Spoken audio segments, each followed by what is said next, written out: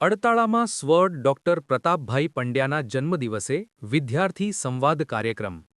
અમરેલીના આયોજનથી અડતાળા પ્રાથમિક શાળામાં પુસ્તક પરબ.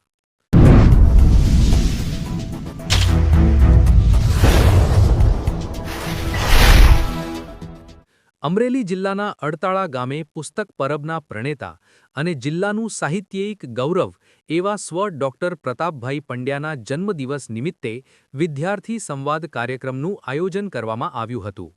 લોક સાહિત્ય સેતુ અમરેલીના આયોજન હેઠળ અડતાળા પ્રાથમિક શાળા ખાતે યોજાયેલા આ કાર્યક્રમમાં CRC હિતેશભાઈ સોરઠિયા અધ્યક્ષ સ્થાને કાર્યક્રમ યોજાયો હતો. કાર્યક્રમની શરૂઆત આચાર્ય જયદીપભાઈ સરવૈયા તથા લોક સાહિત્ય સેતુના સ્થાપક કવિ મહેન્દ્રભાઈ જોશીના હસ્તે દીપ પ્રાગટ્ય કરીને કરવામાં આવી હતી. આ પ્રસંગે લોક સાહિત્ય સેતુના પ્રમુખ હિતેશભાઈ મહેતાએ વિદ્યાર્થીઓ સાથે પુસ્તક વાંચનની પ્રવૃત્તિ અને સ્વ પ્રતાપભાઈ પંડ્યાના પુસ્તક પરબ અભિયાન અંગે સંવાદ કર્યો હતો. કાર્યક્રમ દરમિયાન લોક સાહિત્યની કૃતિઓ રજૂ કરવામાં આવી તેમજ વિદ્યાર્થીઓએ પણ વિવિધ કૃતિઓ રજૂ કરી હતી. કાર્યક્રમ દરમિયાન લોક સાહિત્ય સેતુના પ્રમુખ હિતેશભાઈ મહેતા, CRC હિતેશભાઈ સોરઠિયા અને કવિ મહેન્દ્રભાઈ જોશીએ પુસ્તક અને વાંચનની મહત્વતા અંગે સુંદર વક્તવ્ય આપ્યા હતા. આ પ્રસંગે વિશેષ અતિથિ તરીકે ચંદ્રેશભાઈ ઝંઝુવાડિયા અને સંજયભાઈ પંડ્યા ઉપસ્થિત રહ્યા હતા. કાર્યક્રમનું સંચાલન સંયોજક કરણ વાજાએ કર્યું હતું. કાર્યક્રમને સફળ બનાવવા માટે હંસાબેન ચૌહાણ, સીમાબેન ત્રિવેદી, ભાવેશભાઈ જોશી, ચેતના ગોહેલ, કૃષ્ણાબેન શેખવા અને ચંદ્રેશભાઈ સાદરાણી સહિતના સહયોગીઓએ જહેમત ઉઠાવી હતી. રસિક વેગડા, લોકાર્પણ.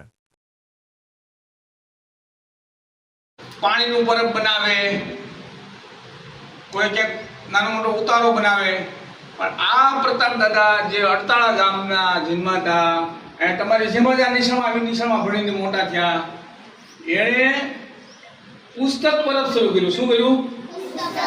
પુસ્તક પરબ. એટલે તમે જાઓ ત્યાં રીતના પુસ્તક મળે,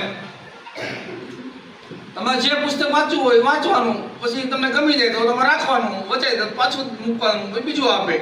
આવી અલગ અલગ પુસ્તક પ્રવૃત્તિ કરીને અડતાળાથી લઈને ઠેઠ અમેરિકા સુધી, આજે અમેરિકામાં પણ એમને પુસ્તકો, એની એક કંઈ પોતો નથી, એક બીજો મોટું જબર પુસ્તક એને ઉધારી સાહિત્યને સંપાદન કર્યું.